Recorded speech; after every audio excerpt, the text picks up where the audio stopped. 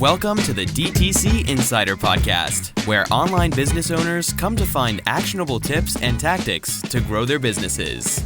Now, here's your host, Brian Roisenthal.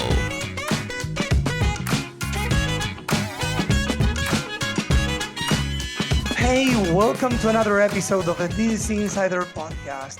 I'm Brian Roisenthal, your host, and today I'm going to interview Brock Mamoser.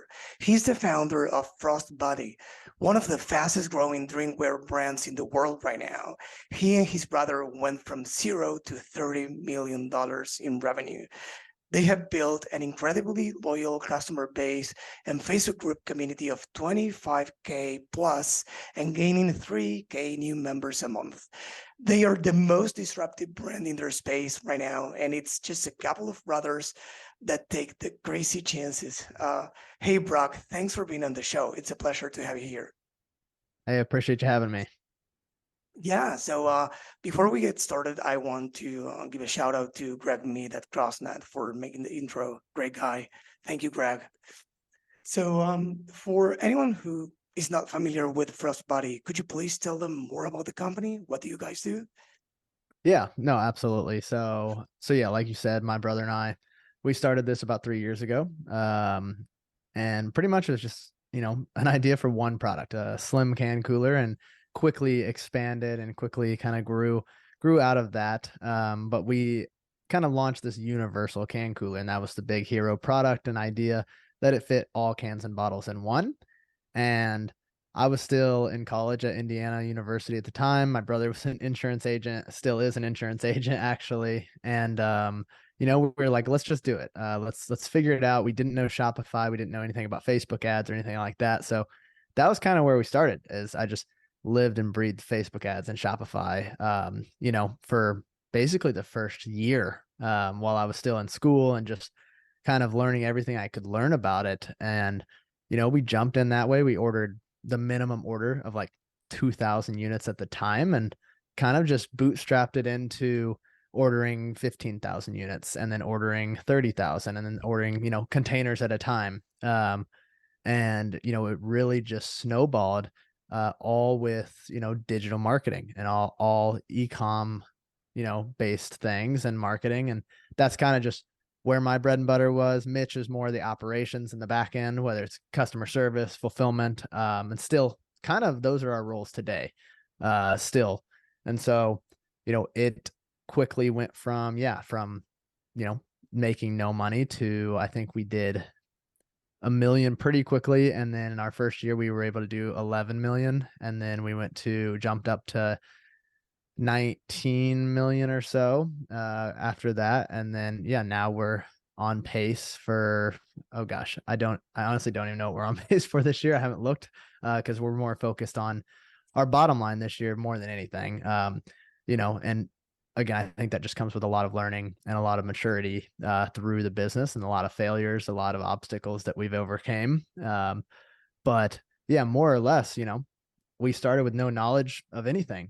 And it's just really been trial and error and learning everything there is to know about e-commerce. And then now, more expansion into retail, Amazon, and other channels. Is this your first business? It'd be my first e-commerce business, but not my first business. So I'd started other businesses. One was like custom labeled, just plastic water bottles, like literally like Dasani, Aquafina, any bottles like that, except I would basically put like advertising on the label. So I would sell ad space before I even really recognized and understood the ad world. So I did that in high school. It actually worked fairly well. It was better than any summer job I could have. I mean, I was making a couple grand at a time every order, which was awesome. And then I tried to do like this healthy edible cookie dough, which was called Fit Dough. Tried to do that my sophomore year of college. Could not figure out kind of the co-packing manufacturing of it. So ended up shutting that down. And then ironically enough, me and a buddy tried to do a resealable canned water company. And I'm not even kidding you. We started at the exact same time that Liquid Death started. And we were like, man, Liquid Death. We're like, what is just a silly name and idea. We're like, that we're going to kill them. That's going to be easy. And it's so funny seeing where they're at now. I'm like, okay, never mind. They had a great idea. So we shut that down. We knew we didn't have the capital and the funding, nor were we going to go get it. We were still in, and we ran track at Indiana. And so that was more the focus than going out and getting seed money and doing all that. So that kind of all led me to, hey, I need something remote. I need something that I can bootstrap, and I need something that, is going to be a pretty simple process to start. Yeah. I asked that question because I discussed with a few people. One of them that I can remember right now is Jeremiah Brummer at No Commerce, the founder at No Commerce. Yep. That the typically when you are, let's say, when you achieve a certain degree of success, it's highly likely that it's not your first, let's say, venture, because we mature over time and we learn a lot of lessons that we probably at the time we don't value enough, and we complain like the world is against us and things are not working out. And then when we hit some degree of success, we probably look back and say, hey, this was because of something, right? So that's awesome, because we are going to get to the, let's say, to break down the success you're having right now, because I'm sure that everyone listening or watching this is curious about that. But I'm always curious about how things got started, or at least when was the time that you remembered that you said, hey, this is going to work? There's, like they say, product market fit. Yeah, no, absolutely. So I would say there was definitely a clear point in time. When we first started, we didn't have this universal can cooler. We just had a slim, so it just fit White Claws, Trulies, and stuff like that. There were other brands on the market that had a similar product, exact same product, really. And so like Facebook ads, just none of the marketing that I was doing would work, like just nothing. And then now we come up with, custom tooling, custom mold for this new product, went through prototyping and everything, and no one had this product at all. And so that was like, okay, that was our first look at truly a disruptive product to the industry. And I launched a very simple Facebook ad with I took some friends to the lake. I bought them some beer, and I was like, hey, help me out with this video. Like, you can drink while you're even filming. And so we filmed this. I had my buddy who knew how to video edit. He kind of put it together, and we just literally showed the sizes going in, and it was like 6x, 8x on the return on those ads on Facebook. And we sold out of 3,000 of them in 3 weeks. And that was kind of like that light bulb moment of, okay, like people really have this problem. I know it doesn't seem like a problem. It's funny. But even like the comments, that's what still to this day, like we're very customer led and comment driven. And the comments from people were like, oh my God, like my Yeti can't do this. Like I've had this problem, or like, oh my God, this would solve so many things on the lake or the beach. And like, that was kind of like that. Okay, this is clearly like something that a mass audience has an issue with, or at least once. Right. So that makes sense. You found a disruptive product, and then took the time, the money, and of course, you had the idea of going to the lake, call a few friends, and shoot that video and putting that up online, which is something that might sound simple, but it's something that many brands don't do. Many brands probably rely on paying someone to, generate some UGC, ads, or, doing still ad, still image. Yeah. And that doesn't work. So you did the job of actually going beyond that, which, I don't know, again, it makes sense, but probably not many brands do that. Yeah. Yeah. I mean, I guess we didn't think much of it. I had spent probably 6 months like in the Facebook ad platform, and like that's what I ran everything myself to start, like a lot of people do. And I mean, we hadn't made any money on it at all. And it was kind of like all of that learning and failing and not making any money led to, like, I had this aha moment when I was running Facebook ads that I was like, oh my God, like now I know how to run them. Like I was like, this is what you're supposed to do. And like, this is how I should set up the funnel and all this. And I just knew that after testing all this, like this video would work because I was like, okay, we're going to like punch them right at the beginning with the problem solution. And that was kind of that first insight into, okay, these videos could work really well. And not to mention they can also go, now it's a little more relevant, but like at the time, viral videos weren't as like TikTok wasn't what it was. There was no TikTok at the time. And so it really just opened my eyes to, hey, like I think we could be video driven as opposed to all these other competitors that are static driven. Great. So now you're doing, let's say, 30 plus million in revenue a year. What do you think that are probably the key, what are the key elements of your success? That's a loaded question for sure, because I think it's a wide range of things. But if I had to really break it down, we would not have gotten to where we got revenue wise today if it wasn't for, branching out into different avenues of revenue streams. And that's not to say I hate when these like money gurus talk about like, diversifying your income streams and stuff like that. Cause like, that's just not how I see it at all. I see it as I'm going all in on FrostBuddy and I'm going to diversify my income streams within FrostBuddy because that's how I'm going to grow it.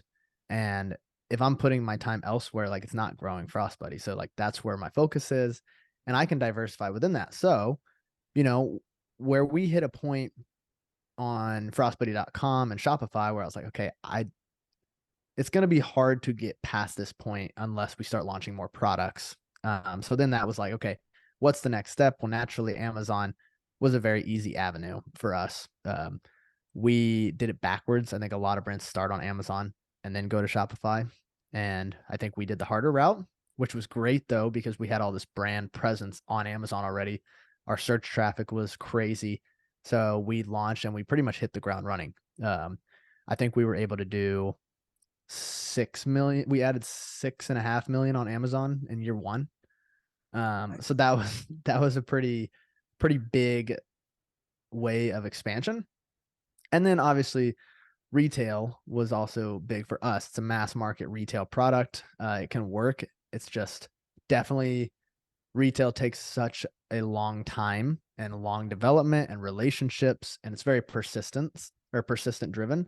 And so it's really just a grind of forming those relationships with buyers and, getting your test in the door. And then that's like almost the easy part because going, how do we sell through?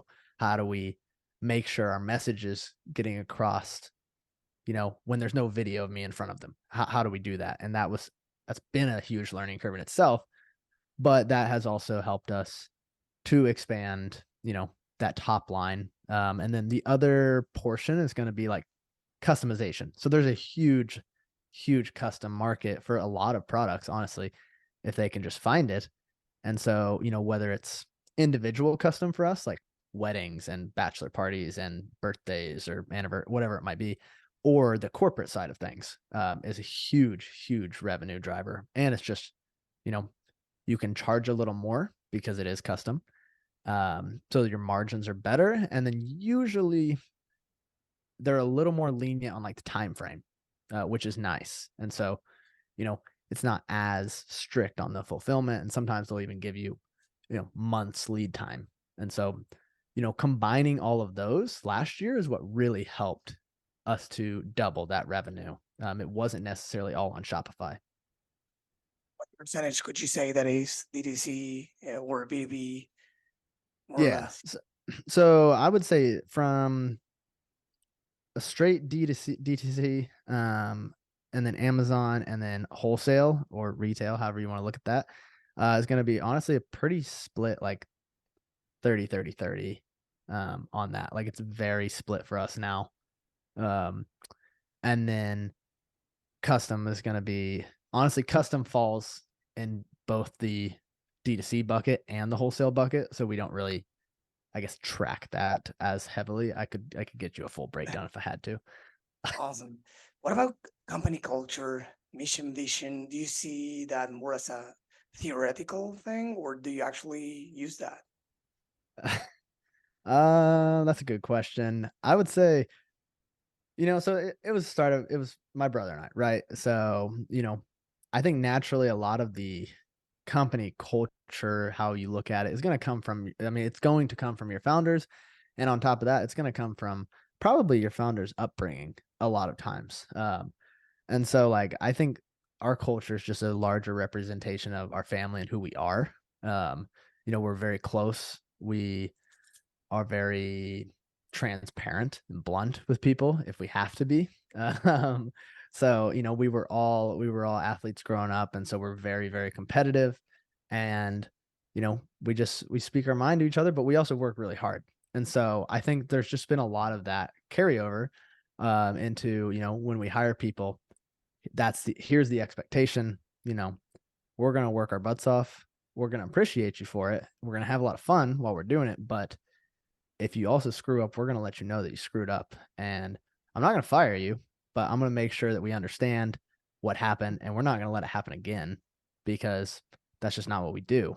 And so, one learning curve in the culture that I've had, as a young founder, especially, I just turned 25. So, as you're hiring people that are older than you, sometimes it can be tricky, but I've also found that um, just by letting people know up front the expectation is honestly where most people fail, in my opinion, in building culture, and not setting that up front. So I don't have personally, like, we don't have like these mission and vision statements like out there and like, hey, here's what you need to know. Not really. We don't have that.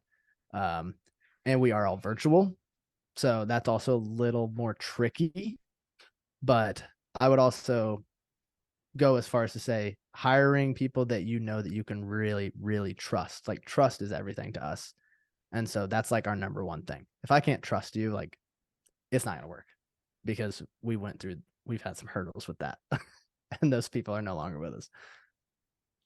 One thing you said, we recently spoke with Ryan Rush at the Feel Good Lab, and he said something interesting. Although he said that he cares about their team members as if they were family, they try to take another approach and see it as a sports team, right?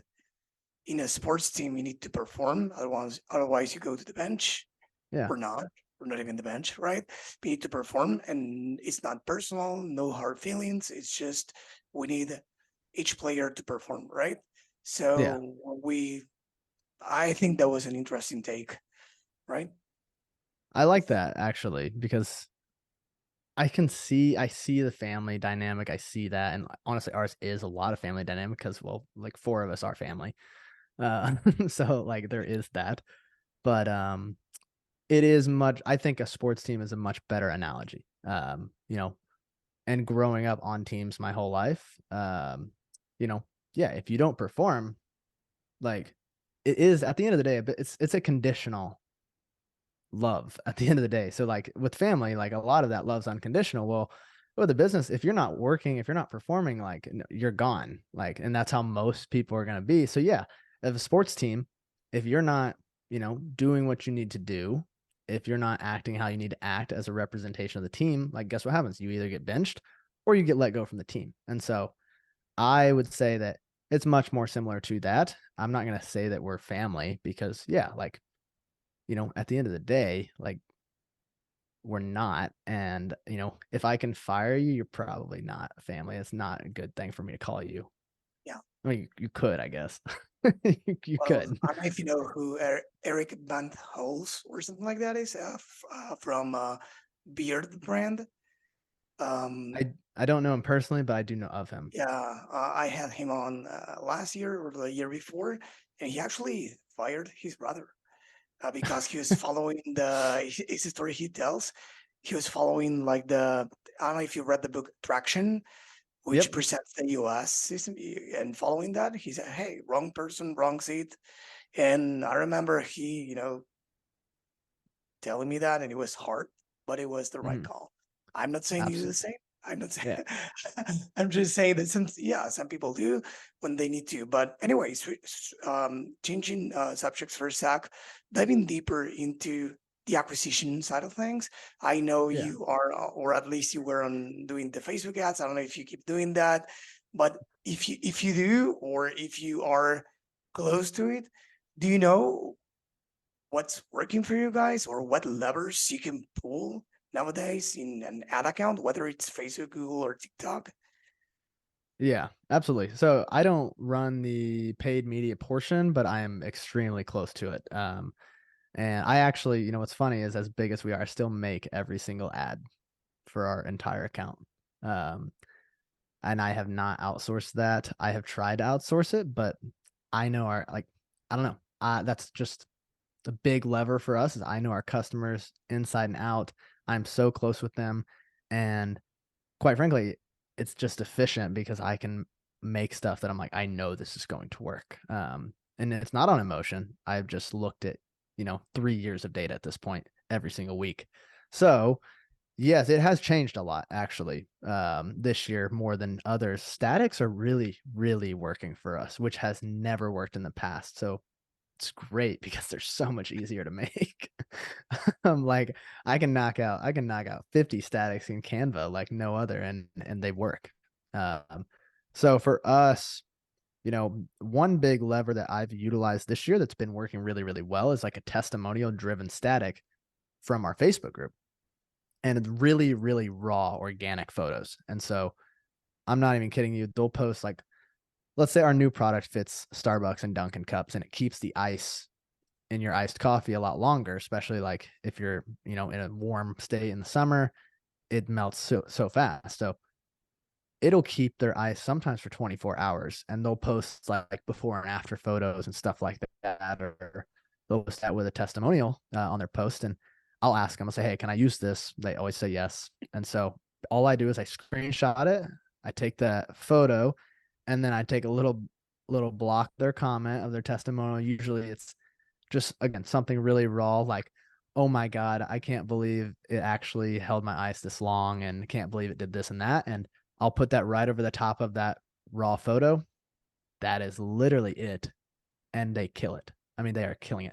And what's great is we can pump out, I can pump out 30 of those because there's, we probably have 30 to 40 posts a day in that group. And it's so organic and it's so real. And all the angles are a little different because it's just everyone's different perception of how they love the product. So that's been working extremely well. And then the other lever that we pulled this year, I mean, we're having our highest return on our ads that we've ever had, like better than 2020, better than any of the like exploding times of Facebook ads. Like this year is by far our best. And we've really banked on new releases, newness, new colors. So for us, like we're obviously different than like, I know some, if you're a single SKU company like that, you probably can't do that. But like for us, it's very color driven. So anytime we launch new colors, honestly, they're better than even running a promo. Like it's crazy how much of a boost we see from newness and just new. Literally, the ad just says new release, has the color and has the product render. Not even lifestyle. Lifestyles never work for us. We don't run lifestyles. And then the video strategy that we use that has honestly always worked is I make TikToks all the time because we have 380,000 followers on TikTok. And basically we just use that as a testing framework. If it goes viral and it's an ad style or conversion style video, we take it and we take off the watermark and use that for our videos. And that's pretty much it. We really don't get away from that strategy. I hate polished videos. They never work for me. It's a waste of money. And it's just, why would I pay when I can have it just doesn't make sense. When I can have viral videos, I don't know why I would pay like 10, 20 grand for these videos from these creative companies. Yeah, well, I think the difference between you and other founders is that, I mean, there's nothing wrong with one or another approach, but you are pretty active on social yourself, right? Yes. So Very. you know what's working, what's not. You're creating content. So other found probably other founders with a different profile, a different background, probably more related to, I don't know, operations, finance, or anything else, not Yeah. interested in creating or in being a creator themselves, right? Probably Yeah. they are not that close to what's working or not, and they're willing to pay someone, whether it's in-house or outsourced, to do that for them. But in this case, as you said, it would make sense. And by the Yeah. way, about the image you say, you were referring to the one with the customer photo of that Yeah. the Starbucks glass. Yep. I saw it on LinkedIn and I found it very cool. I sent it to my team. I Yeah. said, "Hey, why do we bother in doing more complex stuff? Why don't we test Literally. stuff like this?" Yeah, that comes with the magic of having a community, right? So when you have a Yeah. community, can come in different forms. It could be a Facebook group, like in your case, or it could be an email list. It could be different things. But when did you start growing that community, and how did you manage to grow it to uh, 25K members? Yeah. Coming up on 30K pretty soon. Um, but the Facebook community has been like the biggest lift for us, in my opinion, of this year, even the end of last year. Like, I would tell any founder, like, as soon as you're starting, like, hey, start a VIP group. And yeah, it doesn't have to be Facebook. We have an older customer base, and so like it works better because they're all there. But like Discord, I know people that have huge Discord servers. Um, I'm not sure what else you could do. Maybe I don't know if you could do Slack for D2C or not. That's typically more of a mastermind group. But so we started a Facebook group. I initially launched it by, I was like, how do I get a lot of people in this fast? Because like that's the problem, right? Is the initial start, and how do you get the momentum of the ball rolling to where people are posting? That's the challenge. And so we had an email list of probably, I think, like 300,000 last July, I think is what it was at, and text was probably like 70,000 ish. So that's kind of what we're going to utilize was, hey, let's send some campaigns. We're going to give 15% off one time for joining the group. And then kind of also tell them there's going to be giveaways, there's going to be exclusive products, there's going to be voting on new colors, polls, all this exciting stuff. I'm kind of like, hey, you're going to help us build the business. Literally, you're going to be a part of this. And people love that with small business. They like to know that they're heard. And so we sent out that email, and day one, we had 2,200 members join. And so that was like, that was my validation. Was okay. Like we're off to the races now. And so my idea from the beginning was, hey, for this to work, I have to be very active. I have to post a lot. I have to ask questions. I have to get them engaged. That was the thing. And so that was what I did from the start. I mean, posting, at the beginning 4, 5, 6 times a day, whether it's, sneak peeks or whether it's having them vote on random stuff, anything that I can do to engage them. And then what we also did was to get it on an evergreen, like kind of growth, where like we added that into our post-purchase flows was, hey, now that you've purchased, join other Frost Buddy fans in this VIP group, and, come talk about Frost Buddy, get access to me and chat with me or comment. And it's literally been like that. And yeah, it's been just a year now, and we have 26,000 members now. And it looks like we're gaining about 3,000 a month right now is how many members we're gaining. Nice. So, that was something. And I would say I post personally 3 times a day. And then I looked, and I comment over 600 comments a month in that You do group. that. I comment 600 times a month in the group. And so when people ask like, hey, how do you have such a, like, it's literally a cult. Like if you go in there, it's a scary cult. When they're like, how do you do that? Well, I'm active. Like it's me. And that's what they like. And I've asked them, and they're like, this is why it's so loyal, is because they're like, we know that it's you and not some employee or not just someone that you pawned it off on. So yeah, I think Do you those are see important. that? Do you see that as a potential problem in the future? That it's you. Um, could I see that as a problem of me being active? No, not really. I mean, I'm always going to be active in it. Even if I get tagged, I bet I get tagged 200 times a day in that group. And usually I'll probably get on it probably 2 or 3 times a day, and just like I'll do a quick scrolls to see like, is there something that is an easy comment, like they're just saying like thank you, and I'll just, maybe put an emoji or thanks or love it. Or is it something that is, something that maybe needs some more input.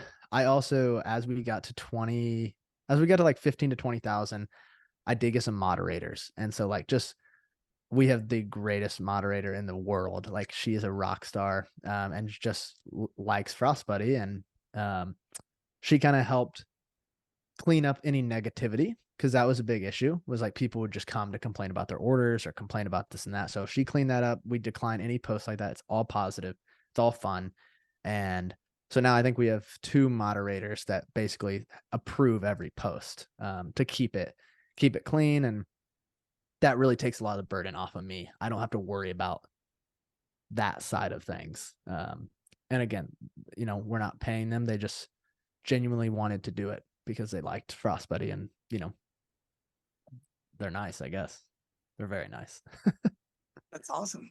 Do you think that it's, I don't know if easy or hard, but do you think that it's something doable for any brand nowadays to build a community? At least, let's say they don't have an email list as yours, right? Do you think that it's worth it to go through the process, even though, if, I don't know, let's say they are starting from scratch, Yeah. it's a new brand, or they don't have any email list or anything else? If you're starting from scratch, is it worth starting it right away? Is that what you're asking? Yes. Yeah. No, I don't think so. Not if you're starting from scratch. I think to have it in the back of your mind for sure. You can maybe even build it, but not necessarily get it going. I think you need to have a decent customer base, a decent email list, email and SMS. Like those are more important to build first than the group. Because at the end of the day, like until you have probably, I don't even know how many customers it would need, until you have like in the tens of thousands of customers, like it's not probably worth getting them into this group to talk about, like, because it's literally just becomes a fan page group. Now I know like supplement brands like Avi does a great job of like, it's not just the fan page, it's also like accountability. They can share recipes. I think BlendJet has one where you share recipes and stuff. So like, I think you can make it work for your specific niche, and be creative with it. But yeah, for something like mine, it didn't. I think the delayed start allowed us to fast track it a lot better. I could have started earlier. I could have started about a year earlier. But yeah, I would wait. I would wait until I had at least, I think you'll feel it. Like you'll know that you have some good traction. You have a lot of people purchasing every day, and you could start to really roll that into a group. Right. Going back to TikTok, because you said that you do TikToks yourself a lot. What do you use that platform for? Is it only for, I don't know, brand awareness, for testing what kind of video is working right now, or is it to drive conversions too? So TikTok, yeah, we honestly, we're still learning. We're not near as good as some brands are. I mean, we had, one mega viral video, which helped give us a huge jump start. I think anyone can do that on TikTok still today. It's all about the content. And then that kind of our niche was, will it fit? Will it fit this? Will it fit that? And people would ask, and I would just respond. And people also just loved the organic, authentic video. That's what they liked. Now, I think what we're trying to do now, because it's obviously like it's gotten more saturated, sometimes it's harder to go viral, and you need better content, more quality content. So we're still testing a lot of different avenues on how to go viral. I will say we post a lot of videos that I know will go viral, but I know are not conversion driven at all, like are not ad driven. It is strictly awareness, and is strictly, hey, you're going to at least know who we are. I think that's the most important part with organic, is it's just, you need the awareness. Like you'll get the conversions down the line, even if that video has just nothing to do with what you're doing. And that's kind of more where we're going, is going, how can we just entertain, make people laugh, get people engaged, as opposed to selling them? Because eventually that gets old, and they'll stop watching. We'll still toss them in. I had a conversion focused one, I think it's at like 600,000 from last week, kind of a comparison video. And now it's an ad and it's killing it. So like best case scenario is that works, but we don't really focus on conversions when we're making organic. And I don't think you should. Why? Why do you You think say that? why? Well, there's so many creators now, and people don't like to be sold to. When you're when you're getting on the apps, when you're getting on Instagram, TikTok, what are you used to scrolling past is probably an ad. Like, you scroll past ads. So if it looks like an ad on the platform, especially as they're getting more ad heavy, you're just going to scroll past it. And so it's really, how do we garner that attention, and how do we keep them watching? And, like I said, we still don't even know. We don't do it as well as we should. And that's actually our biggest priority right now, is fixing our organic content. And I've talked to some great companies and creators that have been very helpful in terms of like, hey, like, if they see a great video the first time and then they see it the second time, it sucks. Well, now you might have just lost that chance to keep them watching every single video that you pump out, because they don't know if they can trust that it's a great video. Whereas, so it's kind of like thinking, hey, every single video that you push out, it might be like, that's keeping them, or it might also be the first time they see you. And so that kind of changed how I thought about organic, was going, okay, yes, we need to pump out quantity, but we also need to make sure that everything is of quality too, because that might be my only shot to get them to start watching every single video that I pump out. So, Yeah. yeah. So now that we have been discussing for a few minutes, and based on what I know about the brand already, I think that I can answer for you the first question I asked you about the key to your success, based on what I see as an outsider, let's say. And I think it's, first, you have a great product, and it's not me saying that or you, it's your customers. Second, Yeah. you care about your customers, and you have went above and beyond for them, answering their comments yourself and building a community. Of course, we all want to get more revenue, grow the business, but there are many ways of doing that. And believe me, I chat with many founders all day long, and it's one common way is definitely not being, as the founder, in touch with the customers every single day. So that's how you learn what they want, what they don't, how to overcome their objections, what they love. And that's how we create actually raving fans. And that's what helps building the successful brand. But that's not all. I've been checking out your website, and I can see, a mile away, that is not like every other Shopify website. It's actually pretty different, and it has different elements. I mean, for instance, when the page loads, the first thing you see is not the homepage, and it's not a pop-up saying, asking you for an email. It's something else. It's asking for what products or product types you're interested in before even asking for the email, and then it shows like a TikTok-like experience. So I wanted to ask you about that. It sounds like the website is a priority for you guys right now, isn't it? A barrier in terms of what? In terms of growing revenue and generating conversions. I mean, let me rephrase. It looks like the acquisition channels or retention channels are really important, but you don't have like a simple website. It's simple to use, but it's not like done in 1 minute. It looks like you put a lot of effort into the website. That's what I can. Yeah. Yeah. It's definitely not. It was not simple to make. Um, yeah. So, the website, that is also basically all me. That was kind of my focus, and learning was, learning conversion focused website along with the ads. Like, that's all mixed together, in my opinion. Like, why have great ads if your website sucks? It doesn't make sense, because, like people say, there's holes in the bucket and you're just putting dollars out. So I went back and forth with our website a lot. I mean, I think it's a constant change. It's a constant learning. Like that pop-up that you saw. Yeah, we ask, what drinks are you interested in? We don't ask or we don't say, hey, get 10% off anymore. We used to do that. And it's actually, I'll throw the shout out for Amped. He actually reached out to me and was like, hey, I think we can convert better on your opt-in. And so that was kind of his idea to almost gamify it. And we went from a 6% opt-in to a 10.5% opt-in overnight. And it's been crazy, just the lift that's given us. And so that's obviously funneling or fueling everything else, which is great.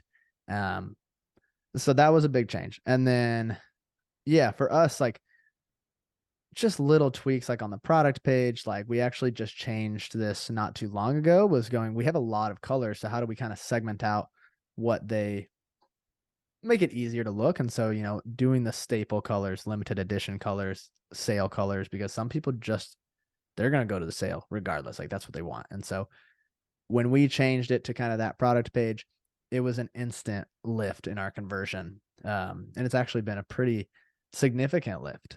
So definitely keeping it like that. But, I don't think there's any right way to make a website. I think it's very brand specific.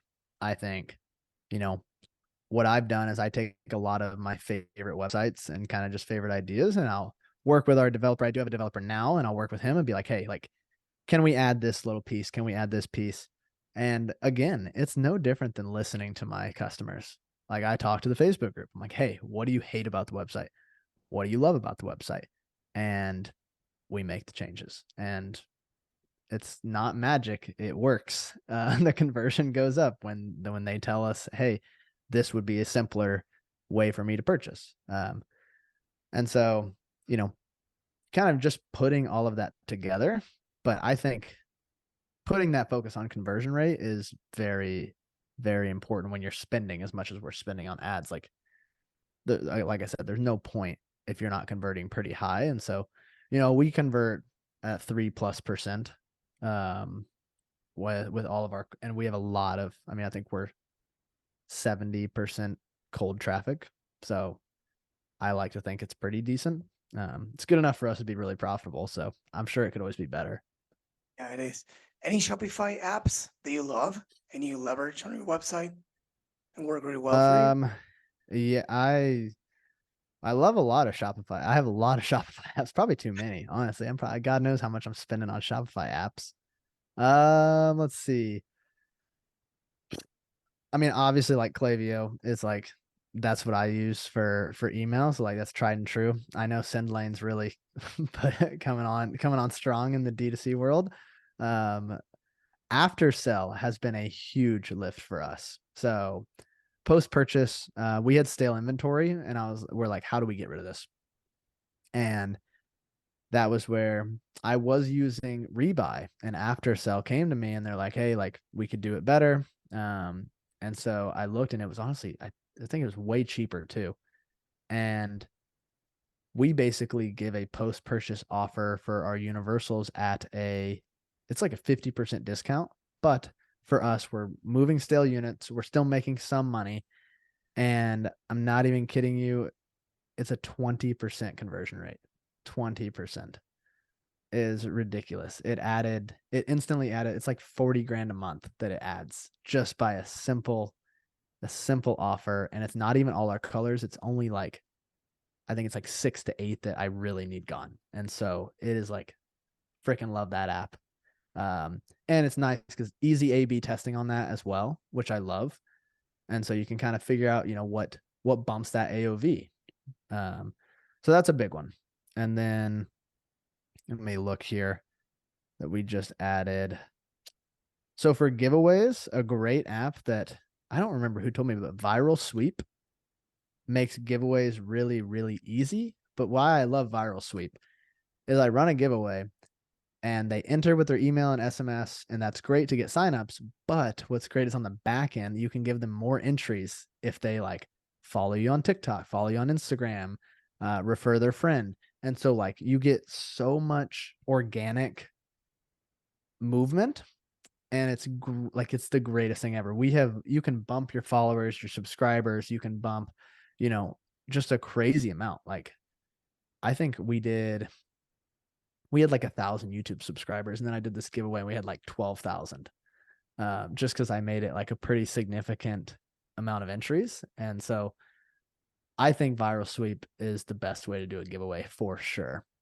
And then, yeah, you talked about no commerce. I think that's been a big lift on just understanding our customers better and just kind of getting that feedback and kind of also just seeing where are they all coming from. We found out quickly that 60% of our purchases were gifts. That was big. And so that changes your messaging to go, okay, we know that a lot of them are buying for people. And we found out that a third of our acquisition was word of mouth. I would have never known. But it was all people that were like, I came here from a friend. And so also great news to hear as a founder that people are telling you. So yeah, I would say those are kind of my tried and trues that I would never, ever get rid of. Only the last question I have for you. This is, Black Friday, Cyber Monday is Yeah. coming. So, what's your advice for the founders or marketing directors listening or watching this episode to get ready for Black Friday? Start early, don't start early, and anything else you can tell them. Start early. start now. For your ordering, I hope you've already ordered. We got all of our Q4 orders in. I think it was like a week and a half ago was like our deadline that we set for ourselves, and it still might have been like it was still pushing it. I would have liked to have done it a little earlier. So yeah, we've learned a lot over the last 2-3 years of having Black Fridays, and just kind of understanding what works. And so, obviously starting early, understanding your offer, that's big. Like you got to have that. You can't really do anything else until you have like your offer set in stone. And so for us, it's always like our biggest sale of the year. And we usually stick to just a straight like 30% off site wide. That works for us. We have the data on it. We have the margins to do it. And so that's what we're going to stick to. People are very familiar with it. Plus we'll also do like an up to 50% on some stale colors that we're like, hey, we can make less money. We just got to get them out the door. And it also looks great. It grabs people because that's a huge number. Again, that might not be for you. I don't know. What we do, and I can say what works for us, is it's a very long sale. I'll start it probably second week of November, run it all the way through Black Friday, extend it through Cyber Monday, and probably extend it another 2-3 days, depending on what I'm seeing. And I do that mainly because we run so much paid media. And so it gives it time to scale up to the level that we know it can scale up to. And so, we're also making hundreds and hundreds of ads that we'll be making prior to that launch. And so that he'll be able to, one, be testing, scaling up the winners, but also just keeping it fresh. Because if you're running it for that long, you got to have there's going to be major creative fatigue. And so that's a big thing, is having enough creative and not just going, yep, we did everything, we launched it, we're good. Like, no, like we're literally looking at what are the winners right away. Hey, can I iterate on those during that sale? And then I've also planned a lot of new releases to happen because we do an expanded Black Friday sale. And so I can't just do sale messaging all the time. It gets boring. So if we're going, hey, Black Friday starts 30% off, and then sprinkling in, hey, new release, everything's still 30% off, but it's grabbing them easier.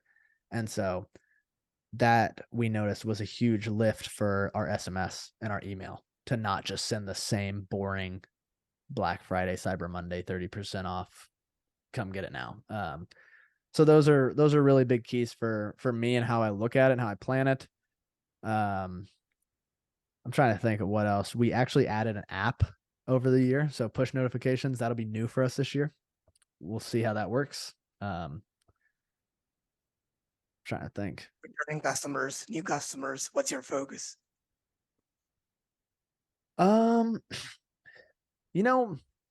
I don't really look at it too in depth.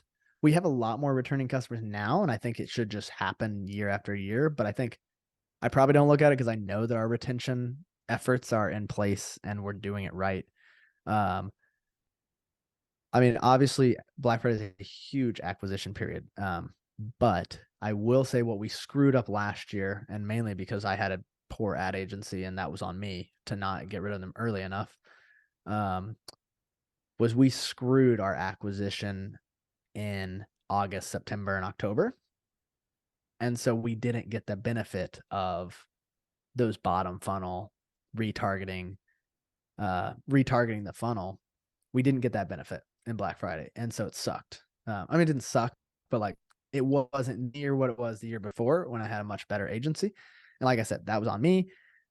This year is going to be completely different because Brian he is very understanding of what we need to do. And we will be pushing acquisition, the whole time leading up to it. We're pushing giveaways, new subscribers, every acquisition thing we can push, because once Black Friday hits, that's when they're all going to come flying in. So yeah, I mean, I think our breakup in terms of like meta spend is usually a 70% new, 70% acquisition, is what we typically structure it as. Nice. That's great advice. Thank you for that. So this has been great. I had a lot of fun. And I have one more before we go. What's your favorite book that you could recommend the audience? I love asking these questions, as I told you off the record, because I want to get more ideas on what to read. But also, we put together a list of books mentioned on the show every single year. So, do you have any to recommend to the audience? I'm going to give you two because they're very different niches. All right. I like the Yeah, bonus. I'm going to give you two. So the first one that I absolutely love for content and just for thinking about things is Contagious, Why Things Catch On. So he just talks about virality, and it's funny because I looked back at our viral TikTok video and it was like spot on. I was like, this makes so much sense why we went viral. And so it's like he's going to help me repeat it. I think understanding that book really well is helpful. And then a book that honestly changed a lot for us, and some random person on LinkedIn told me this, is Profit First. Probably, I wish I had read it before we even started. It's basically doing everything almost backwards, going, hey, here's our profit. And then basically going, here's our profit. Here's our set expenses. Okay, now based on our like variable expenses, here's how much ad spend I have to work with. Here's how much I have to do here, but I got to keep this profit. And like, that's something that I think a lot of young founders have to learn the hard way. Is you make a lot of money, but then you also see a lot of money. Well, you might not see it, but a lot of money goes out the door. And so I completely flipped it this year, and we said, hey, here's what we're going to make. Like, here's our net profit percentage. So here's how much I got for everything else. And we almost profited more last month than our first year combined. And so that book has done wonders for just kind of flipping my mindset, in terms of just really dialing in on the numbers. And so content, numbers, that's why they're very different. But as a founder, you need them all. Nothing you said was a coincidence based on what you said. I mean, you did more in profit because you actually educated yourself on how to do that and how to make that happen. Did the same with the viral video on TikTok. Even if it happened before you read the video, now you want to make more of those videos. And the same with everything else, right? With the community, you were intentional about everything that happened. So basically, I think that the bottom line is if you focus on what matters and if you educate yourself on how to do it and you're consistent, you can make it happen. So I think this was a great episode. You actually mentioned many big things for brands, or brands to be, for many founders listening, or VPs of marketing, believe it or not. So I think that everyone watching or listening should, uh, visit your website, visit your social channels, pay attention to what you guys do, because I think you can inspire them all the same way you inspire your customers. Well, I appreciate it. Yeah, hey, I didn't know anything before we started, so I think it's easier to relate and easier to say, hey, here's what has worked for us. I can't say what can work for everybody, but I think, yeah, there's definitely a lot of lessons we're learning for sure along the way. So this was great. And before we go, please tell everyone listening or watching where they can go to learn more about you and your company. Yeah, absolutely. So LinkedIn, I'm pretty active on LinkedIn. I've been slacking a little bit lately, but just Brock Mimoser, you'll definitely find me. And then Twitter or X, whatever you want to call it. Again, just type in Brock Mimoser. I think it's Brock_Mimoser. You will find me there as well, and usually just tweeting random thoughts about about business and what happens. So I would say those are the two best. And then if you want to see our TikTok, that's just Frost Buddy. Like everything Frost Buddy will just be Frost Buddy. Awesome. We'll make sure to put all the links in the episode page at the DTCinsider.com. Brock, thanks for being here. This was great. Thank you. Hey, absolutely. Thank you. This episode was brought to you by BSR Digital. We help DTC brands grow through paid ads and email marketing campaigns. If you'd like us to help your business grow, head on over to bsrdigital.com and schedule a call with us.